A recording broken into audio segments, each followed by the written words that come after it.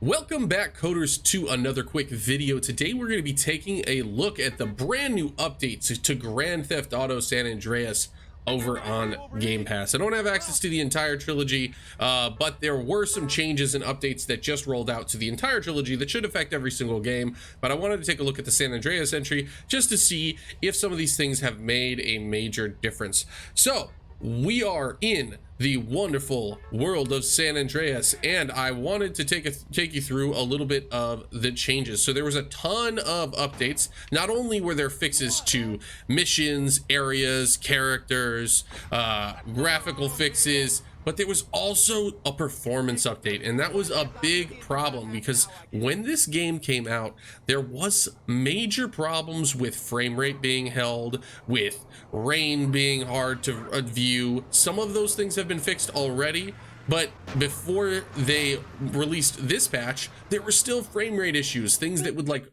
tank the performance in the 60 FPS mode, and the 30 FPS mode didn't hold 30 FPS all that well. So we now still have the same two options: fidelity, which gives us 30 FPS, but a couple extra graphical options. And I will say it looks very nice, but because this is a pretty dated game, fidelity is only going to give you mostly post-processing effects, so I still wouldn't recommend it. I will say that the input lag feels tremendously better than what it originally did.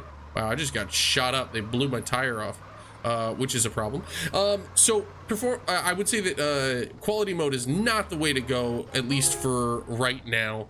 I will say though that the visuals have been improved. There are still some weird effects. You see the clouds over there. Whenever they're like crossing any sort of other geometry, you get real blockiness to it. Otherwise, the filtering looks great, but if you cross or move the camera, you start to see blockiness with it, even in the quality mode, which is a shame. Now, that being said, the lighting and the shadows are significantly better in quality mode. They look a lot less aliased and a lot less awkward, but in the grand scheme of things, the input latency and feel of the game is not worth it. So we're going to go back and we're going to switch back on performance. You also have a bunch of these options here. You can turn off ground haze now. You can turn on and off motion blur, depth of field, lens flare, bloom.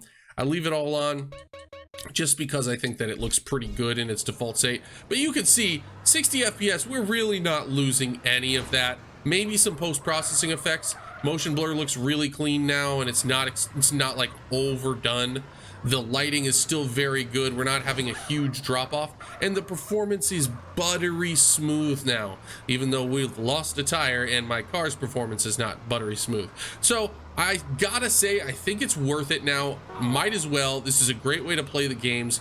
The missions seem to work well. I haven't encountered any major bugs. I have encountered the fact that I can't drive cars, but that's my own fault and not the fault of the game. Look at the damage model. That's so weird, but cool. I love the detail of the damage model. They do a good job of that.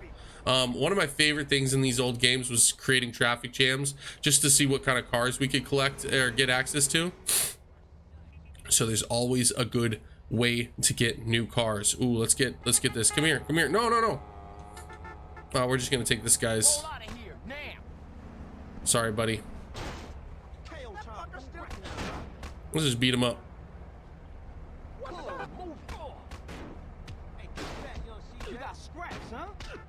You can recruit him? What the hell? Anyway, I have not played enough this game. I need to get more. Oh, yeah, we just got that guy. So we're just going to play around with this new update and show kind of the excitement and the enjoyability of it now. It's significantly better than it was. It's not perfect. I still think that this could have been a much more impressive update than it was, but it does look good now. The lighting matches 2022's expectations, and the other upgrades were really nice. It also seems to run at a more consistently high resolution. That could be just my own opticals. I'm running this on a 1440p monitor, so I can't tell if it's 4K native, but it's definitely crisper than it was in the 60 FPS mode, and it runs absolutely flawlessly, even in the city with lots of NPCs. As you can see, it's drawing in lots of enemies, or lots of people. And yeah, I gotta say, this is an overall really great update. It's nice to finally be able to play this game at a decent clip. Even if you pull back, you can't wheelie this one. You can stand up though.